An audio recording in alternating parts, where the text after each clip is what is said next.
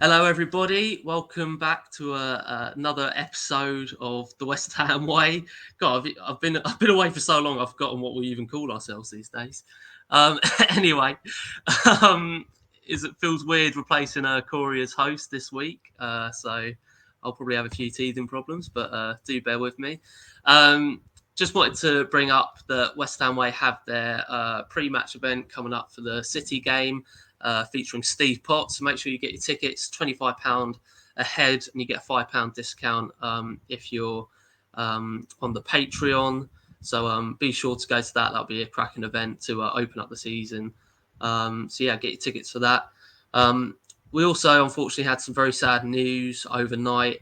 Matthew Wren, mostly known to us as Peach, a big West Ham supporter, unfortunately passed away yesterday. So we send our love and our thoughts to his loved ones, and he'll always sort of be known as a very sort of happy and happy guy who made me laugh a lot as well. So rest in peace, mate. The whole Hammers family are thinking of you, and yeah, this episode's dedicated to him. But on with the show that we go. We've got some we've got a lot to get through today. But before we do that, we're gonna go over to the boys. Hello, boys. You all right? Yeah, good man. Yeah, good. Thanks. UK. Yeah, not too bad, mate. I'm nervous about hosting this. Honestly, got butterflies in my stomach. No, But you're doing fine, mate. yeah, for now.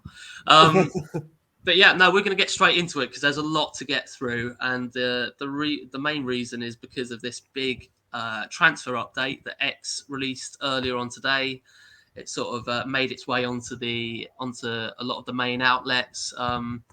But just as a summary, essentially, what's been said is that a fee has been agreed and personal terms have been agreed for Sassuolo's Gianluca Scamacca.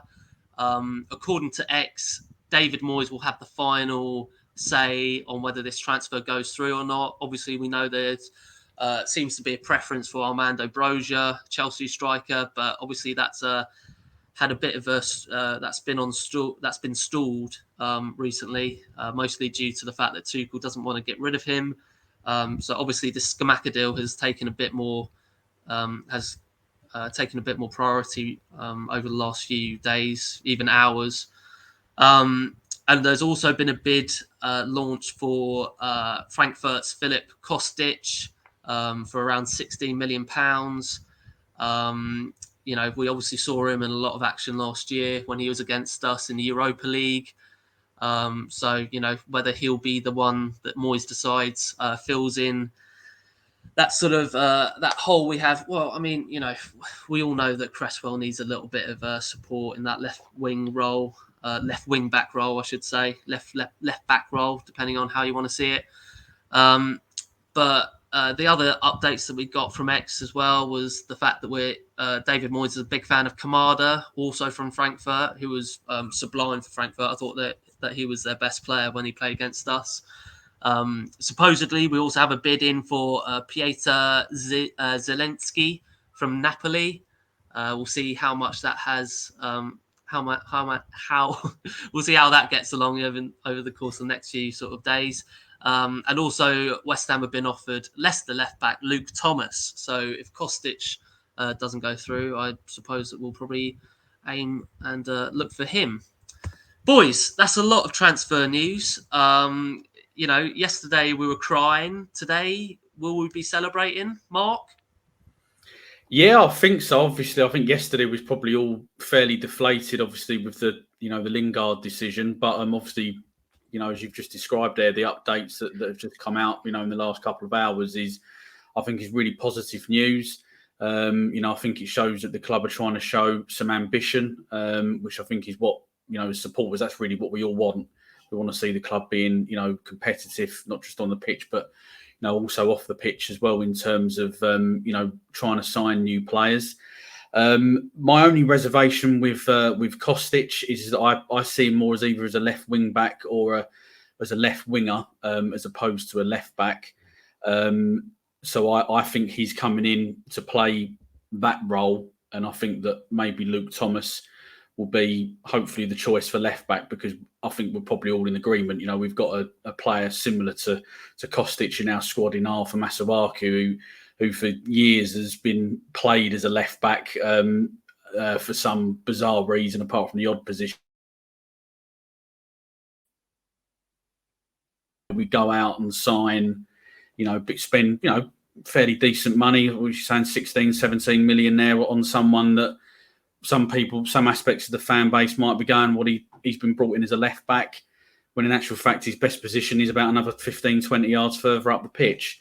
But I like it. I like the update. I like the players that they're looking at trying to get in. I think if you break it down, as we've said on previous shows, obviously the areas of the team that we feel that we need to improve upon, and obviously get a bit more strength in depth. And I think that update, certainly the two lads in central midfield in particular, I think really show that that Moyes realises that that's an area that he needs to to massively improve upon for this coming season.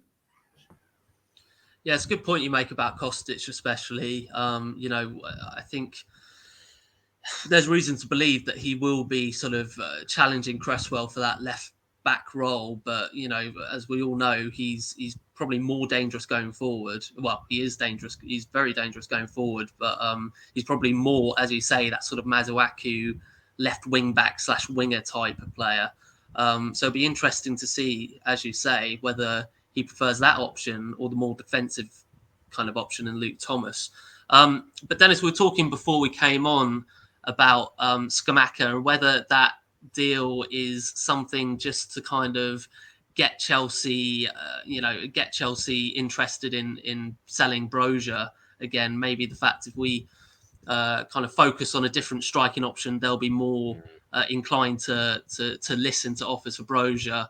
Do you think this Scamacca deal will go through? Do you think Moyes will greenlight it, or do you think we're holding out for Brozier? I really hope we do. The more I look at Scamacca, the more I want him in a West Ham shirt. Again, I like comparisons of players, and a mate of mine that is obsessed with Italian football, and don't quote me on this, similar to the whole Benrahma thing, this is just what I've been told.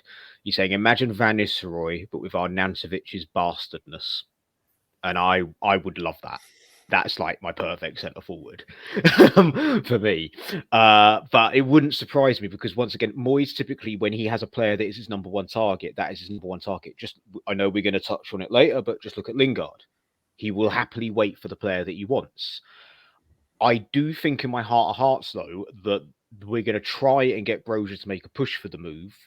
And if nothing happens in a day or two, probably announce this and sign this off on Monday. Tuesday would be how I see this playing out. On a slight caveat, the player that, although I doubt it will happen, I do think it's we'll put an inquiry in, even though the different players, if we don't get a Nana. Zelensky is a dream signing of mine and has been for quite a while as a sort of a attacking central midfielder / number 10. He's bloody brilliant. But back to the question regarding strikers, I mean, I'd like to get both, but in an ideal world, but we won't. And the more I see it, the more I want Scamacca. But I do feel that there's not as bad as we might think, but I do think there is an element of, right, we got this sorted. Talk to Brozier's people. You've got to put in an official transfer request to push this along, because it's not just a case of, oh, they want an extra 5-10 million out of us. I think Tuchel is worried of similar. Now, the name escapes me, but there's the young centre back that you sold to Palace last year that's absolutely smashed it. But the name is escaping me. I think he's worried a situation like that. Like, look at how many players Chelsea have let go over the years that have gone on to become brilliant players. They felt they've got a decent salary, fee for them. Look at De Bruyne and look at Lukaku. But in the years when they were at their peak, they weren't at Chelsea. I know Lukaku came back, it didn't quite work out. But when he was at Everton, Chelsea, with the exception of one season with Costa, they were struggling for goals left and right. So I do think there's an element of that with Chelsea when it comes to Brozier. So I think it's a case of they need Brozier to put in a transfer request to move it along rather than just bid an extra 5 million. I don't think it's a case of money with Chelsea. It's a case of not wanting to lose a talent to a team that's only a few places below them in the running at the minute. Yeah, that's a good point. And to be honest, like the only player that I didn't recognise on that update was this Zelensky guy from Napoli, so I have to do more research into him. But yeah, the rest of the names that we're being linked with, as Mark kind of pointed out earlier, they're pretty decent players altogether. Bill, I want to ask, are these targets? Are these worthwhile targets for us to bring in, or does this smack a bit of desperation from us? No, I think they're of sufficient quality. Obviously, we know a couple of the Frankfurt players. Obviously, we know about Kostic and Kamada as well. We obviously know how well they both played in both legs against us. But yeah, and then Scamacca, obviously, this ain't new. We've been linked with him for a few weeks now, and obviously Broja's still been linked with him. So I think they're seem to be of the right quality. I don't think they're the agents will sort out specials where like is the quality really there, and they've been sort of thrown at us, do we want him or not. I think this is where sort of Rob Newman and the scouts have really done their homework, and every position you've got to have at least 4 or 5 targets, because your first or second choice aren't available or doesn't want to come, you've got to move on. So that's what all the top clubs do, and I think that's what we're trying to do. And these bids seem to be sort of genuine. I wouldn't say any of them are phantom bids at the moment. Not like Rafinha or Calvin Phillips specials from January. You've got the likes of Dharma Chef and Fabrizio Romano both saying the bids are in for Kostic and Scamacca. So so they must be legit. And I think, as I say, I think they would fit our style of play, suit our system. Whether it is a back 4 or back 5, then I think certainly Kostic would fit in really well. And yeah, as I say, you've got to have different players, a number of players per position. So I think that's a good thing. Yeah, I mean, like you say, time will tell. Whether we can get these done or not. Judging by what's happened over the sort of last couple of years, I'm remaining quite cautious about our hopes of signing these players. But I agree with you, Bill. I think these are players that we know that are quality and will add to the quality of the team. We are only 2 weeks away, so we do need to get some people in, and we'll come to the performance against Rangers the other day, and how that might have affected Moyes' sort of need to get players in as soon as possible. But we're going to move on to a different topic, still along the lines of transfer news. Obviously, it's the big one, Jayling's endgame. It's gutting. Obviously, well, from my point of view, anyway, that he's decided to join Nottingham Forest, but that is the case. Jaylings has gone to Nottingham Forest on what is believed to be a 1-year deal. I think in total worth 200,000 a week, including bonuses potentially. I don't know. I've seen a lot of figures thrown out, ranging from 120 basic salary to 200k basic salary. Either way, it seems as though West Ham were not prepared to go past the point that they were at. This time last week, Nottingham Forest came in with a bigger financial package, which has obviously made his mind up. There was quite a lot of drama, obviously, that happened. X said that Jesse wanted to go to West Ham and the family wanted the money. Dennis, how does this situation look for Jesse in regards to he had a lot of good credit with the West Ham fans, and where does this leave him now after this move? I mean, I made my thoughts pretty clear on a different YouTube channel last night, and I'm taking quite a balanced approach to this. Like, it's Jesse's life. If he wants to go sign for Forest for whatever reason, he's entitled to do it as a free agent.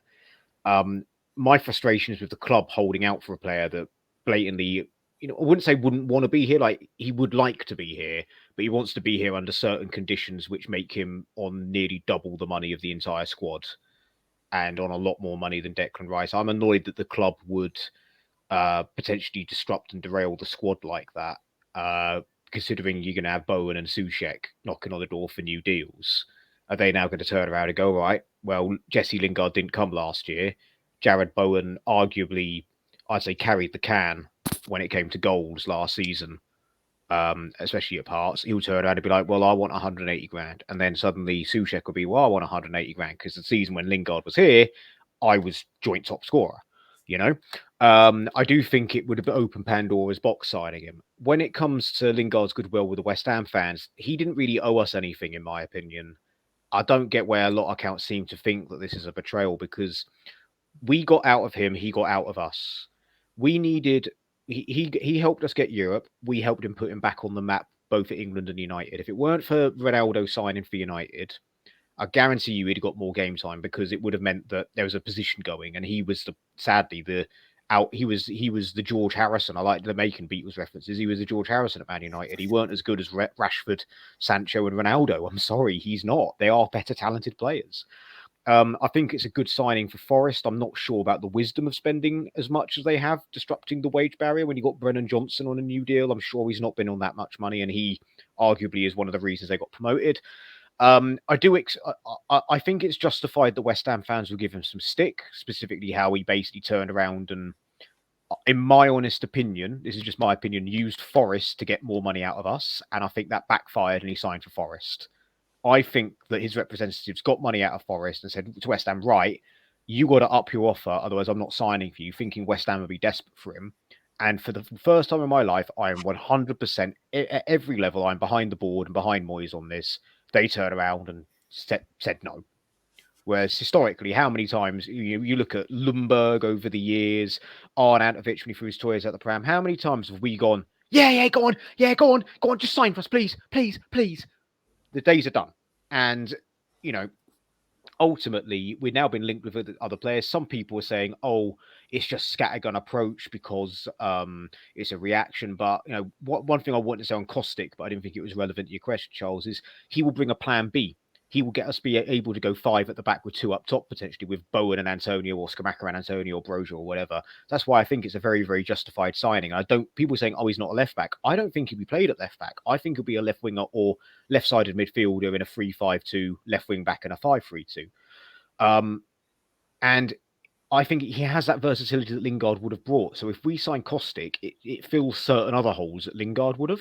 So I'm really not bothered by Lingard not signing for us. I'm not bothered by Lingard choosing not to sign for us. It's his life. What I'm bothered by is the fact that we held on for so long without going after other targets, which feeds into what I'm thinking about the Scamacca deal with Broja. That's where my issue is. It's Jesse Lingard's life. Let him do it, but expect to get booed when he comes to London Stadium. That's all I'm saying. Yeah, the West Ham fan base was particularly rattled yesterday, understandably so in many aspects. But it's funny what you say about Kostic being a bit more of a utility as opposed to Lingard. They're both the same age, funny enough, 29 years old. So, Kostic is no spring chicken, but he does provide an array of sort of talents that maybe Lingard wouldn't be able to provide. So I think, if we're talking about offering 200 grand to someone who's, only going to play attacking midfield, to someone who can play all across that left side, then I think it's a no-brainer. But Bill, I mean, a lot of people are saying that this is a massive coup for Nottingham Forest as well, kind of the start of a new era for them in terms of their spending. Who are the real winners and losers of this deal? Probably just Lingard's agent. Like, it's his dad, isn't it? So, look, I think it's quite telling that, as you guys said, it's a 1-year deal. I think Lingard's tweeted like ready for the next chapter, but like, as he's clearly gone for the money. I don't buy into any other sort of reason, really. It's like, obviously we're golf fans, me and you, Charles. It's like the golfers have gone to the Live Golf Series, backed by Saudi Arabia, and they're coming up with the spiel of we're growing the game. It's like, no, you're not. You're going for the money. Let's have it right. And I think Lingard has done that. I think I think he's good. Obviously, he's a good player, and I think if he plays anywhere near his capability, then Nottingham Forest will clearly have a much better chance of staying in the Premier League this season, which is obviously their aim. Would it destabilise the dressing room? He's on a lot more money than all the other players. Well, we'll find out how it goes. I don't think he's going to go on strike like Pierre Van Hooijdonk. Let's put it that in the 90s. Let's have that right. But I think that on Twitter, I think the West Ham fan base were pretty split. I think one half were like, as Dennis said, and I'm of the opinion as well that with no point breaking the bank for someone who's not going to guarantee to play brilliantly for us. I know he did the first time round, but we've had it too many times. As Dennis said, Lingard, Kieran Dyer, and to a certain extent, Yarmolenko. He had his moments, but he look at the return on investment in terms of wages. Ultimately, it wasn't the case. And Jack Wilshere, obviously, as well. So, we've had it too many times where we spend too much money on players that unfortunately haven't delivered for us. So, and I don't want us to be scarred by it. It might have worked out with Lingard, but you can't. I think it's just a principle. If anything, is another 50 grand a week going to change Jesse Lingard's life? I'd say no. So I don't know. It's just a principle, if anything, and that's why you've got to have more than one person per position. Pep Guardiola wanted Alexis Sanchez at Man City. In the end, Man United offered him a ridiculous amount more money. He went to Man United, did terribly, and later in that, so that was in the January, and in the summer, Pep bought Riyad Mahrez from Leicester, and that's worked out pretty well, for all parties then. So.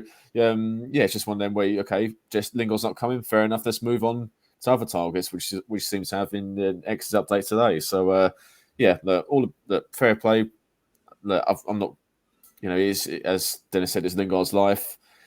He does, he's not a West Ham, through and through, and he's a Judas and all that nonsense. He played 6 months, did well. That's it, as far as I'm concerned. He's moved on to somewhere else. So I'm not too upset about it. No, that's what I was going to say. I'm not crying over the fact that we missed out on Lingard, especially on those wages. I mean, Mark, this saga has gone on for essentially 2 years now, but it's felt like longer, to be honest, the way it's been talked about on social media and everything like that. It's a bit ironic that I put my title up, J Ling's Endgame, as if it's the end of the saga.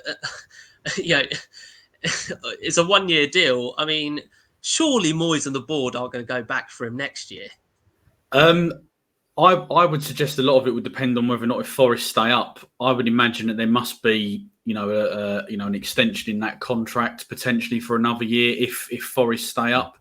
But it wouldn't. I think a lot of it would depend on who we sign this summer. Obviously, if we sign the guy from Napoli, Zelensky, I think that's how you pronounce it. I think then I think that the need probably to sign Lingard next summer, if assuming that Forest get relegated, of course, wouldn't be required. I just think the whole situation is very, very sad. I think as Bill touched on there, really is 50 grand extra a week going to make that much difference to Lingard? Probably not. I was listening to X's update earlier, and he was talking about why doesn't Lingard just come out and say, well, he's done it for the money. Well, let's be honest. No, I agree with what he's saying. It makes perfect sense. But let's be honest. We all know that no footballer is going to come out and say, yeah, I've done it for the money. Maybe he's done it. Obviously, I know he's got a young kid, hasn't he? Maybe he's done it a little bit, easier for the travelling type thing, after the games and stuff. But I mean, I kind of obviously he sort of flirted a little bit, didn't he, with a couple of teams over in America.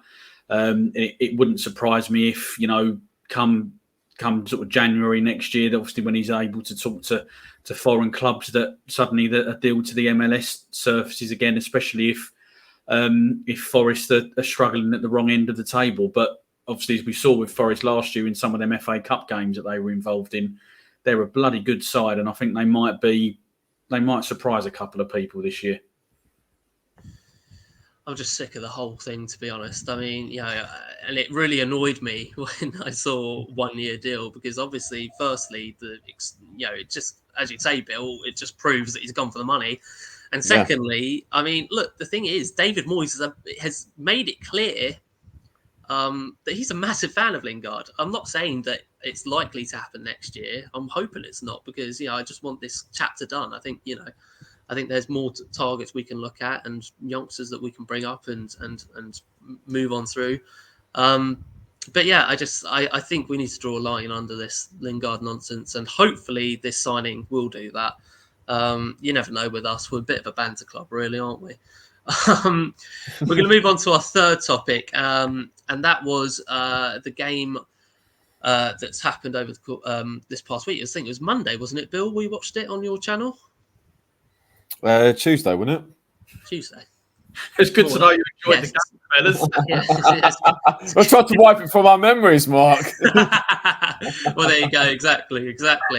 A disappointing result and performance.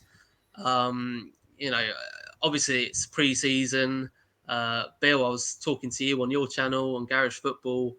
It's not the end of the world if we lose friendlies, especially if you look back to the Avram Grant era. Yeah, exactly. Not a bad thing at all. But yeah, Bill, I mean, we talked about it a little bit, obviously, we talked about it a lot during your stream.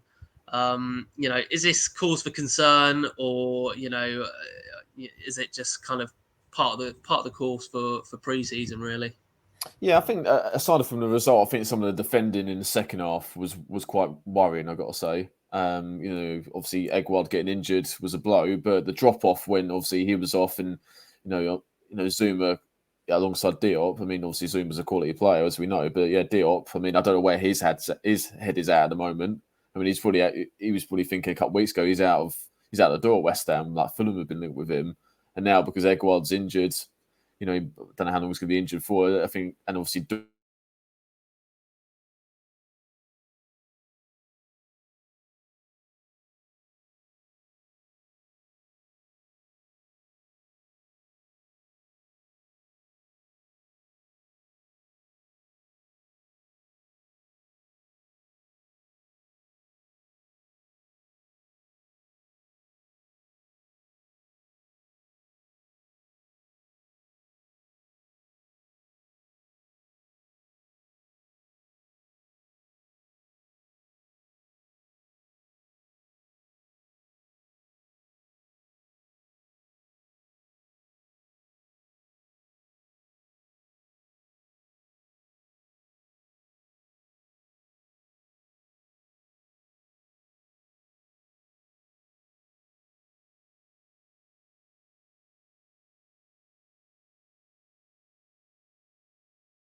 Sixth, so hopefully it's obviously a blip and not a sign of things to come. But I think it'd be interesting to see if that result sort of accelerates some of the deals or the talk of transfer rumours that might have had something to do with it. I think obviously what was quite telling was Moyes' comments, because it's been very rare that he's quite open and explicit in saying he needs reinforcement. So, which is very unlike Moyes. He usually toes the party line with like the owners and stuff. So I think that could be a sort of a blessing in a way that we did lose to Rangers. That we do get some more signings quicker than we sort of. Obviously, there's still a lot of time left in the window, but maybe before the City game, they might have accelerated that process.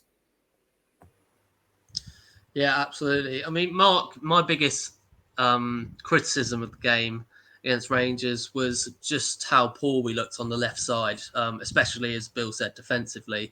I think you know where we're going with this question, but, is the clock ticking for Cresswell? I mean, there's obviously some movement, especially on that left side, that proves that might be the case. Yeah, look, I mean, I've been a big defender of Cresswell, to be fair, over the years. Obviously, I think the last sort of 2 years under Moyes, obviously going forward, he's been, one of our biggest threats from, open play with his crosses and obviously set pieces. But I think his legs have gone. He can't get out and, close players down as quickly. And I think he just gets caught out a little bit too much. He's lost a bit of pace, as I say.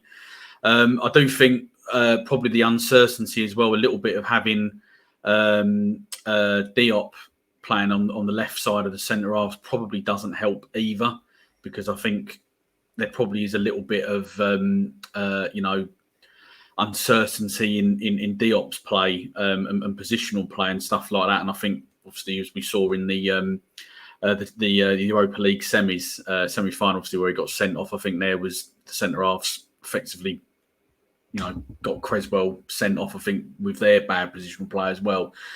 I think, we clearly need an upgrade. We need someone to at least provide better competition than what we've got. That should be the minimal requirement. Personally, I'd be looking to actually sign someone who's going to be, right, you're my first choice left back, and Creswell, you're the backup guy. You're going to, look at you maybe in the Conference League, group stages and maybe the League Cup games, which would still be a pretty good player to be coming in for them games. But I think that time is not on his side. I do like him. I think he's been a very good player for us, and I don't think that should be forgotten. I think that a lot of the times, when we're talking about players, we just comment on the here and now without necessarily looking at what else he's achieved while he's been at the club or what else he's delivered. And I think if you look at his career as a whole at West Ham, I think he's been a good player for us. But I think that the time probably is now for looking for a change in that area of the pitch. Yeah, I mean, there's no doubt that Cresswell, I mean, the word servant comes up a lot when people talk about Cresswell, because he has been a very loyal player for us and a very good player over the course of the last few years. I think, I'm still very much butthurt by his decision-making in the Europa League competition. But I mean, apart from that, you've got to give him credit. He's been part of the team for the best part of a decade now, and he's done an incredible job in that role. He's made it his own for those few years. Dennis, I mean, obviously it was the Europa final that never happened. Judging by that result, I'm glad that we didn't play them in the end. But is this a sign that the squad is not ready to challenge for even higher in the league as it stands, and that these transfers need to come in to make that squad a little bit more sort of healthy? Yes and no. So I, as anyone who followed me on Twitter would see, that I wasn't too horrifically bothered by the Rangers' performance, if I'm honest. It's minutes under the belt, it's fitness. Yeah, Cresswell made a mistake, but as I've said before, I'm a long-time defender. Okay, yeah, he screwed up against Frankfurt, but adamant, he gets you, if every goal he costs you, he gets you 2 assists. And he's proven that year on year. Even last year, where he did start to dip towards the end, he still was invaluable from set pieces. However, I do agree it's time to get an improvement, because it's all about continual improvement, and you can't just hold on to nostalgia so much. But when it comes to signings, yeah, it's adamant, and it's interesting that Moyes makes that comment and then it happens. Like, do you remember back to the Palace game? He made those comments saying, "What options have I got off the bench? Just Yarmolenko's left foot." And within 4 hours, we had signed Kurt Zuma, and the next day, or the next couple of days, we signed Král and Vlasic. Okay, they didn't quite work out, but moves were made, and they were players that had been identified and accepted by Moyes. Going back to what I was saying before with Zaleski, I don't know 100%. Well, X even said offers made, it's not close, but that signing would be insane. I just don't think it's going to happen. But no one can deny that we don't need like we need at least 4 players. Like I don't think it's as drastic as in we're down to as Harry Redknapp used to say, down to the bare bones. But with a couple of injuries, we're an injury in central midfield and an injury to Antonio away from having a big problem, because we've got no backup right winger to Bowen, and we've then got we lose one of Down, Soucek and Rice, and we're very thin in central midfield still, and we'd have to play Lanzini there or promote Coventry. So I do think it's needed. No one could deny that, but I wouldn't say that off the back of the Rangers result. The Rangers result is what it was. It was pre-season friendly. I wouldn't look into it too much. Like Bill said, we got absolutely clattered by Bournemouth. And okay, yeah, we had a poor start of the season, but okay, the Newcastle game we were poor. That Arsenal game we lost 2-1. We could easily have won that game. It was just luck, really. And then from then onwards, we smashed it. I'm not too bothered by this. I'm more bothered by the injury to Aguerd, because then we have now, because of Dawson having a knock, because of Ogbonna clearly needing more time to get fitness, we are now relying on playing the clown. And I will call him that, because he has clown feet. But and decision making's terrible. But I'm not panicking because we've still got a couple of weeks of the season. We get a couple of players in. Dawson gets fit, hopefully. No one knows what Aguerd's situation is. It could be a twisted ankle. He's out for 3 weeks. There's nothing to worry about. Could be a broken ankle. Could be out for 5 months. Everyone panic. But I do think there's a lot of knee-jerk reaction to this Rangers result. I wouldn't look into it too much. Yeah, that was obviously the biggest talking point from the game, was obviously that injury that Aguerd sustained pretty early on into the game. I've seen reports today, apparently according to the Times, it could, obviously, X will probably know more on this, but they're expecting Aguerd to be out for a month. So that does sound like a twisted ankle or a knock to the ankle, which doesn't seem so serious. I mean, Bill and I were watching it live, and there didn't seem to be anything too bad happen, but obviously he took quite the knock. So, hopefully he'll be back as soon as possible. Lucky we've got Ballon Dawson, who will hopefully be fit enough to be starting soon. And if the clown needs to be called up, then the clown will, of course, fill in, as Dennis likes to call good old Issa. But anyway, we're going to go on to our final topic of the day. And seeing as though we haven't had enough torture from the Lingard saga, I thought I'd ask the boys this question. What has been the most memorable West Ham transfer saga? I'm going to kick things off with Mark. Mark, what has given you the biggest, the greatest amount of torture during this sort of time of year? I wouldn't necessarily say these examples that I've got really a torture, really. More kind of like bizarre and just sort of more happy memories, really. Just kind of trying to put a positive spin on it. I think, obviously, as we've said, I think we've all been tortured with the Lingard. We need a laugh or two. I think probably the first one for me, certainly the most bizarre one, has probably got to be the Tevez and Mascherano one. Obviously, I don't think anybody saw that happening until they were actually standing up to Park. Not least Alan Pardew. His face is still a picture. And to be honest, I don't think Tevez and Mascherano were overly impressed. Wondering where they've been parachuted. This ain't Chelsea. Yeah, the flat, my local flat where we were living was a lot more nicer than that, I think, than the what was going through their heads, to be fair. But also, probably my personal one, I'm going to go back again a little bit further, was the double signing. Obviously, we've been talking about centre forwards today. I sort of felt it was quite topical. I'm going to mention John Hartson and Paul Kitson being signed. Obviously, it's great that we get all these updates now from X, but sort of back in the 90s, it was the teletext updates that you had to rely on, and waiting for that just to keep constantly going round. And just to remember the headline: West Ham bidding for 2 strikers, and you're thinking, who is it? And you're waiting and waiting. Waiting for we used to get the Ilford recorder. Again, waiting for any sort of hints and news or anything, but obviously they both turned out to be really, really good signings for us, not just that season. Obviously, between them, they scored the goals to keep us up, but obviously John Hartson the following year, was unplayable really with 20 plus goals, and obviously had a very good career, not just at West Ham, but obviously where he went, obviously Celtic and everything else thereafter. So they're my ones for the table. No, absolutely spot on. I mean, I don't think any of us can still believe that Carlos Tevez once played for us. Let's go to the West Ham encyclopedia himself. Dennis, you've got to have a good trip down memory lane. I've got some obscure ones to bring up that I've just thought of just then off the back of No, just one I just thought of. I was like, because he's talking about the teletext. I was like, what's the one? I was like, because remember there was like trolls online. So little funny one. You have to be a member of like a random, I can't remember the name of the website. It's a random West Ham forum, and this is before like ITKs. This was always like, like back in the day when Sky Sports, you do your own rumours. It'd be like, I've just ran back from the shop. I've just seen insert striker in the shop. Like retro ITK, yeah. Yeah, a bit like that lad retro ITK. Yeah. But here's one for you. I remember Kirbishley's obsessive pursuit of Darren Bent in the summer of 2007.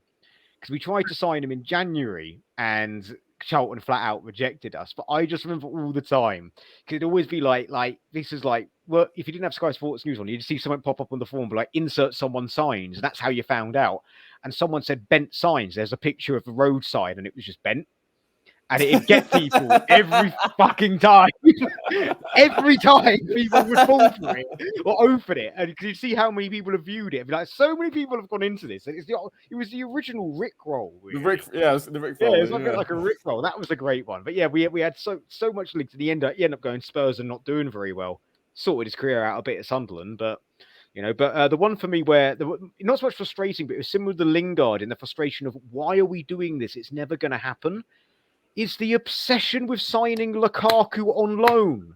We were obsessed with signing Lukaku on loan. He was having the medical at Everton for his permanent deal, and allegedly Sullivan was still trying to loan him from Chelsea. And it was like, you've heard my impression of the transfer debacle, but it's for like we'd always be like, okay, we'll give you 24. I think our permanent bid for him was something absolutely ridiculous, like 6 million up front and 20 million in total. And they were like, Everton have just given us 24 million. And we're like, okay, we'll give you 10 million up front and 24 in total. And Chelsea just go, Everton have given us 24 million up front. Like, that's the offer. And the other great one is when we tried to loan. No, we didn't try. Okay, Sullivan in the media said if they're not scoring, we'll take Tevez or Torres on loan for a month and pay their wages just to get them scoring. I remember he's like, well, they're not scoring in the Prem. We'll get them scoring. When Tevez had fallen out at City and when Torres was doing terrible at Chelsea. Another great one was more recent was Carlos Bacca. Yeah. Where it was always like, oh, what's going to happen? And it was like, oh, this is where the preparing to bid FC came from because we kept preparing a bid for him. And there was like, I remember there was photos of him at some like restaurant by the sea somewhere in Spain, like at night time, and he's with his representatives. And it's like, oh, apparently they're discussing the possibility of signing for West Ham. And no, weren't at all. It was more, where are we going to go next? Like on this holiday. He was on holiday or something, or I don't think it was Spain, maybe it was somewhere else. And it was like, he just had no interest in signing for us, but everyone in the fan base convinced themselves that, oh yeah, we're going to sign him. And then Jack Sullivan, the little you-know-what, after we signed Ayew, tweeted, Bacca to the drawing board, who are we going to sign next? And then we didn't sign anybody. And everyone thought we were going to announce him at the shirt preview. We had that rapper tweeting about his Matalan suit. Rapping about his Matalan suit. And everyone was there like, all right, where's Carlos Bacca? And then we announced our signing. We announced our official esports FIFA player. I believe they've stopped serving alcohol at this point. But yeah, those are some of my favourites. Spent a bit retro. The obsession with Lukaku on loan. The Bacca situation and the fact Sullivan thought that Chelsea would give us Tevez on loan for 1 month in January 2012 in the Championship, and that he would agree to do that. Those are some of my more memorable West Ham transfer sagas. I mean, that Bacca transfer saga was that's goated. That's an absolute goat of a transfer saga. That I remember that going on for weeks. That's top tier. That is. It's top tier. It's top tier, mate. Honestly, there's actually one I've just thought of. I'm going to wait for Bill because I think Bill might have it. I don't want to spoil it for him. Well, despite all of the transfers that you just went through, I've still got 2 transfer sagas of my own. Let's see if Bill can pick them off first, though. Well, I've got 3. They're memorable, I think, probably for different reasons. So one, Dennis mentioned 2007. I'm going to go for the summer of 2007, where we got obviously Lundberg and Parker, spent a load of money. One that was pretty protracted, but we got him eventually, was Kieran Dyer.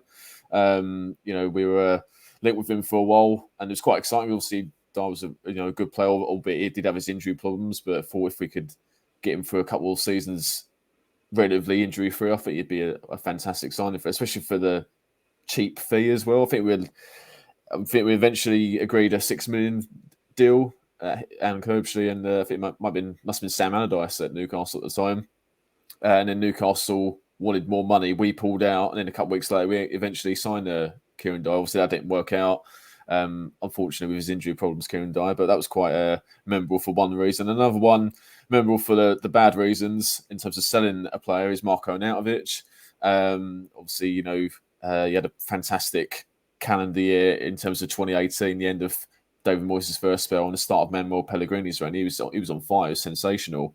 But obviously, when it comes to the January of 2019, he wanted to get win more titles in the prestigious Chinese league, Chinese Super League, and but then eventually, and then he signed a contract extension, I think, for more money as well, and then eventually he left in the summer of 2019. So that was pretty protracted. Another one, memorable for the completely incredible, fantastic reasons, is Jared Bowen.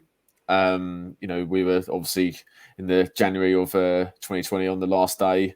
We were linked with him for quite a bit of time. Not even on the last day, he was linked with going to Crystal Palace as well. But then when we were actually near the deadline, and the footage on the socials and the West Ham website that we'd got him was fantastic. And obviously, he's been incredible ever since he joined us. He's one of our key players in that COVID season where we stayed up, and ever since then, he's been amazing. Obviously, rightly called up for England. So that's different levels of memorable transfers there. I just want to jump on and just add on to Bill's with the Arnautovic when he re-signed that contract deal. Do you remember after the AFC Wimbledon game as well? Yeah. Excellent timing from our social media team, mate. Yeah. Didn't he say I'm back or something like that on the reveal or whatever? He said I'm back, and then just didn't perform. Got his obligatory couple of goals at the end of the season against Southampton and Watford, two clubs he loved scoring against, and then just turned up the preseason training and was like, I'm off. Yeah, exactly. Well, I mean, I've got my two. I mean, it's funny you mentioned the summer of 2007, Bill, because I remember, and this is before all Twitter and sort of, ITKs and everything like that. I remember every paper that I read during the summer of that summer, we were always on the verge of signing Alan Smith. I don't remember that. I don't remember that. But we were always set to sign, or we'd agreed terms with Alan Smith. So that's one of them. But one that I'm surprised has been left off is Ida Goodjohnson. Damn it! That was a transfer saga. Ida Goodjohnson, who basically cock-teased us throughout the whole. No, it's only because we were owned by saga. Icelandics, mate. That was the only reason we were linked with him. What even happened in the end? Did he go to Tottenham after that? No, he never let. Yeah, he did. He sacked us off for Tottenham, and then he sacked us off for a loan to Stoke. Because we tried even in the Championship under Allardyce, we were linked with him, which is mental. That's because of the Bolton link, isn't it? With Possibly. Well, potentially, yeah. No, I remember him But yeah, being very, very close to completion. But Dennis, is there any others that we've missed out on that you want to clear up? There's one that I thought as well, which was really funny, just because it was Sky Sports embarrassing themselves. Was I can't remember who it was at Sky Sports tweeted basically saying Maxi Gomez isn't going to Valencia, he's going to West Ham, and then 10 minutes later he was announced in a Valencia shirt. Like literally 10 minutes later. But yeah, Goodjohnson was another one for me. Every so often we were linked with him. Another one, Milan Baros in 2005. We were like, he had to choose between us and Villa, and he chose Villa, and like that in the long term ended up being quite a bad decision for him. We were FA Cup finalists this year. His career never really recovered. I think he only hit double figures in one season, and that was for Galatasaray after that. And he became more and more obscure every season that went afterwards. I'm sure there's more. It's West Ham. There are so many transfer sagas, but the one thing I'd say about the Bowen one is I remember exactly where I was when it was announced, because I remember I tweeted my prediction, which was, we tried, and he signs for Everton, because Everton were also looking at him before Palace and us, and he'll score 1-0 against us. And I remember saying that to my friend Karina, who was over in the UK at that time, and I was with her on deadline day. We went to the pub in the evening, and I remember I was really excited and texting people. And she was like, "What are you so excited for? It's just one football player." And I was like, "No, I think this guy could be the difference between us staying up or going down this year." Now, admittedly, he didn't do that awful much to keep us up there, but long term, I have been proven right. And it was quite funny because she happened to be randomly watching the Man City West Ham game this season. She texted me being like, "Isn't this that guy?" And I was like, "Yeah, Bowen is that guy." So our group chat is now known Bowen is that guy is the name of that group chat now. So there's a funny Jared Bowen signing story and Brilliant. the longevity of carrying on his legend. But yes.